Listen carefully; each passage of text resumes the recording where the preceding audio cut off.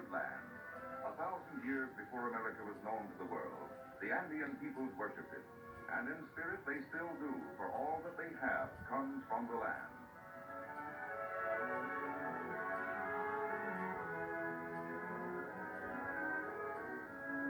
The Otavalos are among the oldest of the native tribes still living in this part of the Andes. They were making pottery and textiles and bargaining in this marketplace long before the Incas came to Ecuador.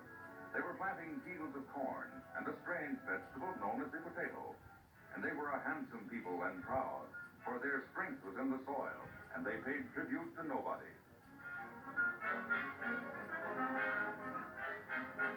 The strength of the Otavalos enabled them to survive conquest by the powerful Incas.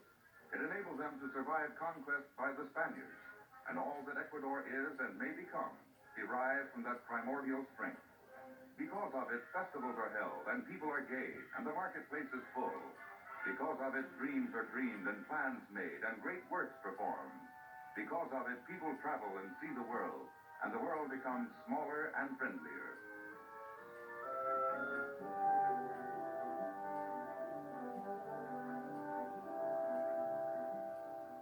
The Spaniards came to Ecuador seeking gold, and gold they found, tons of it.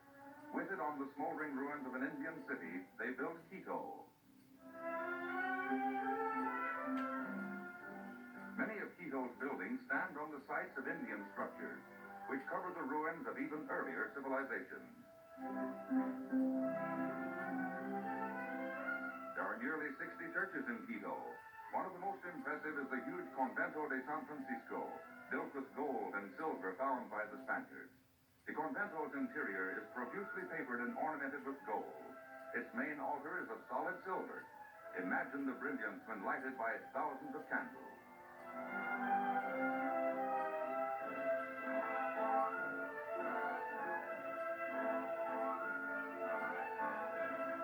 But most magnificent of all, perhaps, is La Campana. Its elaborate carvings and escutcheons make it the finest remaining example of Spanish Baroque architecture. And its interior is even more richly decorated than the Convento de San Francisco. Its main altar is of solid gold, and its tabernacle is of masks of diamonds, emeralds, and rubies.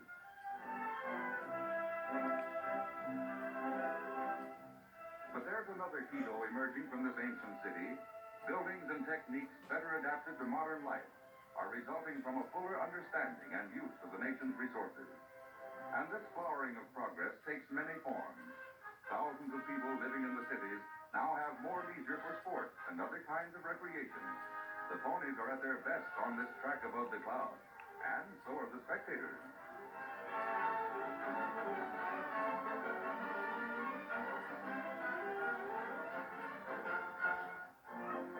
Here's another spot to beguile a free hour or two. Spas like this are a popular gathering place for people from the cities and for visitors as well. The volcanic nature of this part of Ecuador imparts rare properties to their waters. Some, bottled and sold in the cities, vie with the best in the world.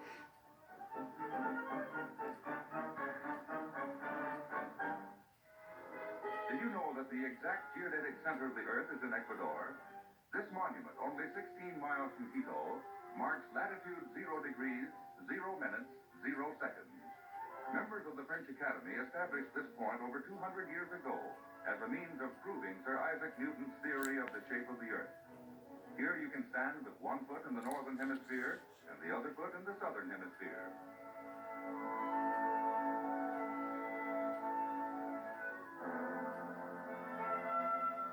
In many respects, the Andean region is Ecuador's oldest. It is also the most densely populated. But it is only part of this rich country which reaches from the Amazon jungles to the Pacific Ocean and holds an astonishing variety of plant and animal life, and peoples, and customs. And it is still not wholly settled, for on the northwestern slope of the Andes, huge virgin territories are being opened to colonization by a new railroad.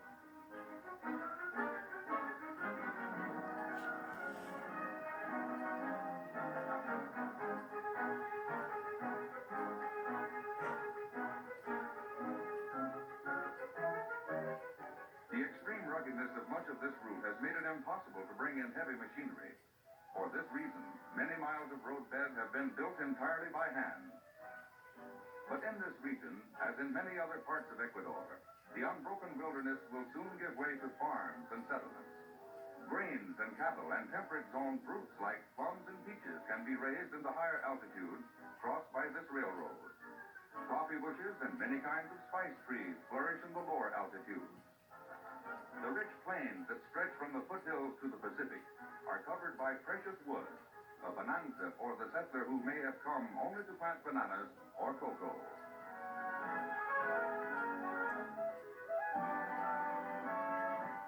Here's a man who came close to losing his life while these pictures were being filmed. Below him is a deep, rocky ravine, and a cable system is being used to bring materials to the other side of it. Yes, it could have been serious. A new port on the Pacific is being developed at the western terminal of this railroad, and it's about 300 miles closer to the Panama Canal than Guayaquil, Ecuador's main seaport. When the railroad is finished, and it's about finished now, Quito and the other Andean cities will have a new outlet to the sea and a new area for development. If you want to pioneer and have some development capital, Ecuador's government will sell you up to 200 acres at a very low price.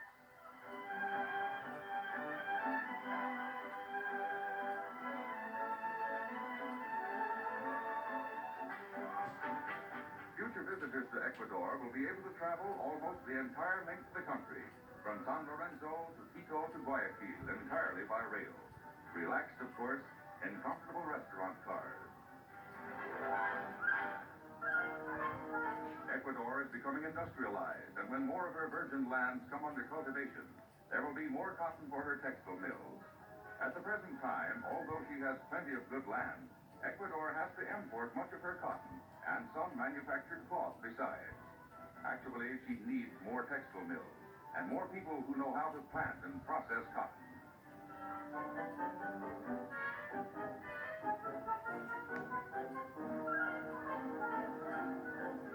It's quite a problem to leap into the 20th century without a steel springboard. People accustomed to old ways must be taught new. Resources must be fully used. Rivers harnessed, hydroelectric plants built, and irrigation and electric systems developed. But Ecuador is doing all of that, and as rapidly as she can. Her schools and colleges are adding to a growing reservoir of skilled technicians.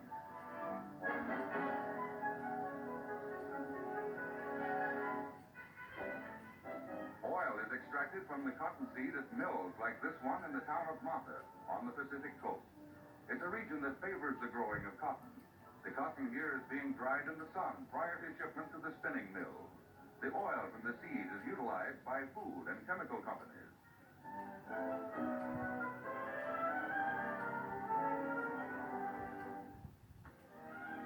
Ecuador's industries today are scattered far and wide. They are revitalizing many an old city and giving employment to people who lack the means and resources to make fullest use of their land. This is Cuenca, in the Andes of southern Ecuador. It's the center of a flourishing hat industry.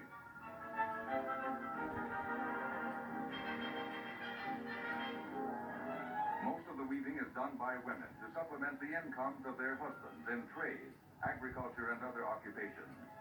Many are descended from people who lived here in pre-Inca times. They're quite different from the Otavalos who farmed the hillsides north of Quito. They have their own very peculiar customs and ways of dressing and arranging their hair. But they are master hat weavers. They make the finest straw hats, in fact, that you'll find anywhere in the world.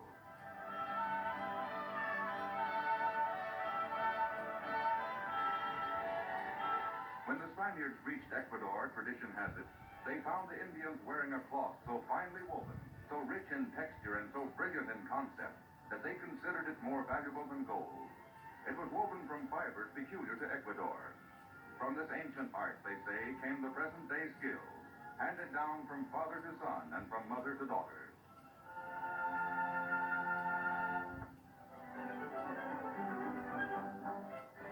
Today, there's a hat fair on in Cuenca. Buyers from around the world are here, and the city is swelled to 3 times its normal size by farmers from the country. This is one of the few large-scale hand industries of the world that has not been mechanized. Cuenca accounts for more than 3/4 of the 4 million hats, erroneously called Panama hats, that Ecuador sells yearly in the world's market.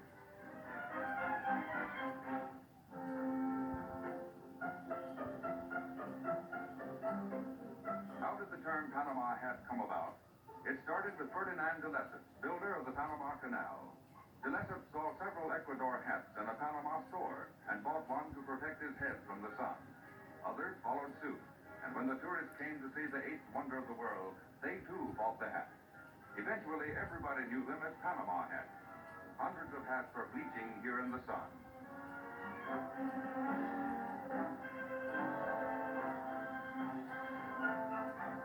And here's another paradox. The Ecuador hat did not originate in Cuenca, but on the Pacific coast near the towns of Monte Cristi and Hippie Happy. Even the straw from which the hats are made is brought from the coast.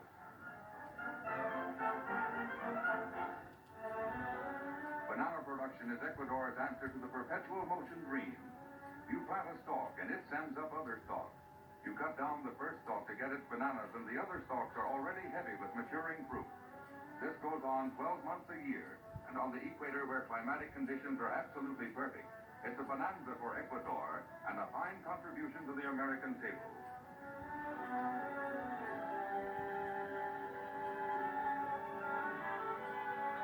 Ecuador, not much larger than Colorado, is the world's largest exporter of bananas. And here's a banana blossom, the cause of it all. The millions of dollars yearly that Ecuador gets from her sales of bananas to the United States and other countries are a big factor in her nationwide modernization program. They're helping build the railroad we saw a while back. They're building more schools, highways, hospitals. It's an astonishing fact, too, that only a small percentage of the good land available for bananas is now being cultivated.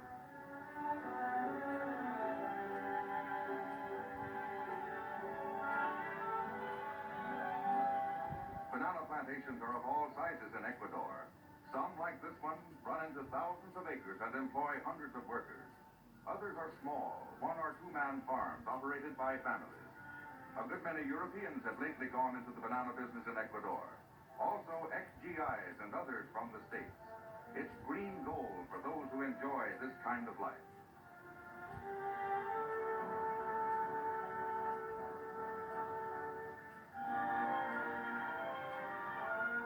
Nearly 2 million stems of bananas a year are produced on this plantation. It has its own dock where fruit is received for shipment to the seacoast. But all rivers leading down to Guayaquil, the center of Ecuador's exports, are carriers of bananas. They go down not only in barges, but in dugout canoes and on huge rafts of balsa wood. Anybody who has bananas to sell can sell them in Guayaquil, where ships from all over the world gather to collect them.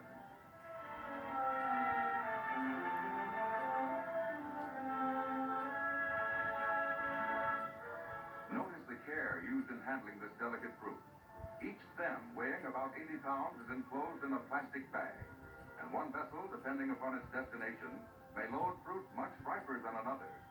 The United States, being closer to Ecuador than Europe, receives the ripest bananas. The vessels are refrigerated to prevent overripeness.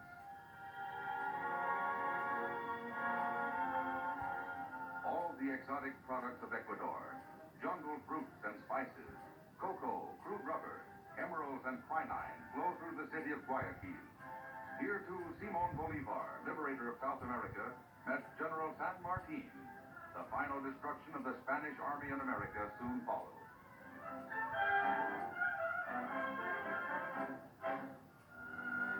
Guayaquil's prosperity, the result of her magnificent harbor and rich interior, extends over a vast area. Modern highways now link the city with the Andes and with beach resorts like this one at Playa. And yet, echoes of the past are everywhere present. Boats like these, for example, were probably used by the Incas, even the predecessors of the Incas.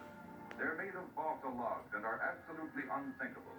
And if it's lobster you want, or big fresh crabs or oysters, well, you can get them at any one of a number of seaside hotels and restaurants.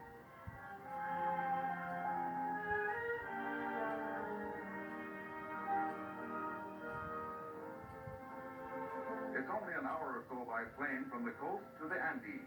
And there's Mount Cotopaxi, the highest volcano in the world. It's one of more than 20 star-scraping peaks that flank Ecuador's Pan-American Highway, better known perhaps as the Avenue of the Volcanoes. For scenic grandeur, there is nothing quite like it on the face of the earth, but it's a vital artery of communications as well. It's no easy job to maintain and improve a highway in these mountains. Ancient deposits of volcanic ash are notoriously unstable and must be cleared away, but the job must be done. For this highway links one end of Ecuador with the other. It's a feeder line for roads leading to the Pacific, and together with stretches of the Pan American Highway, both north and south of Ecuador, it provides a through route from the Mexican border to the southern extremity of South America. The section being improved here lies at an altitude of over 12,000 feet between Quito and Quevedo.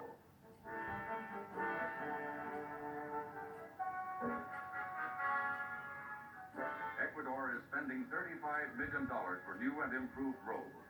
She is building them through mountains and jungles and over rivers never before crossed by motor vehicles.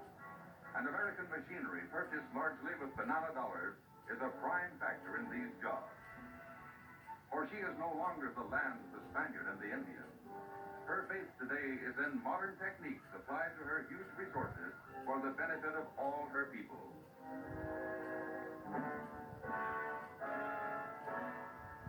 Here, for those with skills and know-how, is a land of opportunity, a land waiting as the West once waited for men of vision and courage, and the ability to make their dreams come true. Here is a new frontier, a land blessed with eternal spring on the Earth's equator.